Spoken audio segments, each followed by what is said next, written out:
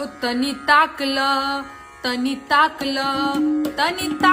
कि लीलरा पे का लिखल बा। तनी ताकल ए जी नवहन के लीलरा पे का लिखल बा। तनी ताकल।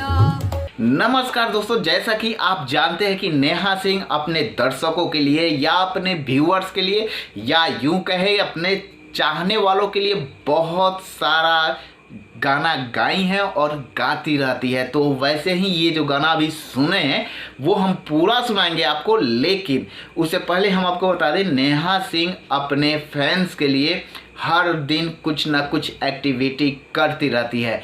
तो अभी जो है नेहा सिंह अपने फैंस के लिए ये गाना लेकर आई है जो कि बहुत ही अच्छा लग रहा है दर्शकों को। तो हमने सोचा है कि ये गाना आपको भी सुना दे। तो चलिए हम सुनाते हैं नेहा सिंह का ये गाना। उससे पहले दोस्तों हम आपसे कहना चाहते हैं हमारे चैनल को सब्सक्राइब कर ले और प्यारा सा बेल बटन दबा दे ताकि मेरा हर वीडियो आप तक पहुंचता रहे। तो चलिए वीडियो को शुरू करते हैं और सुनाते हैं नेहा सिंह का ये गाना। हो तनी ताकल कि लीलरा पे का लिखल बा। तनी ताकल ए जी नवहन के लीलरा पे का लिखल बा। तनी ताकल ए रोजगार लिखल बा, बेरोजगार लिखल बा। ए रोजगार लिखल बा, बेरोजगार लिखल बा। भर्ती बहाली के इंतजार लिखल बा। तनी ताकल ए साहेब नजर फेर दा। तनी ताकल ए साहेब नजर फेर दा। तनी ताकल बार झर गइल बा जियरा डर गइल बा। बार झर गइल बा जियरा डर गइल बा।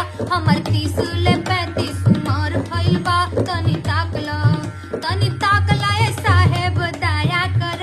तनी ताकल कि लीलरा पे का लिखल बा। तनी ताकल चाउर बिना तानी आलू छील तानी। चाउर बिना तानी आलू छील तानी। कहिया होई सेलेक्शन दिन गिना तानी। तनी ताकल ए मालिक दया कर।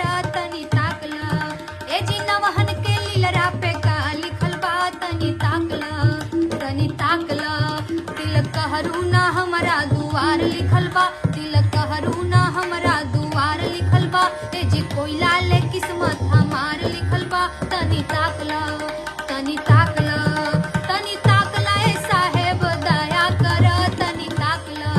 तनी ताकल गोरखपुर जौनपुर आजमगढ़ देवरिया है, आरा है, छपरा है, बक्सर बलिया नगल। ए जी यूपी बिहार के बेगार लिखल बा। तनी ताकल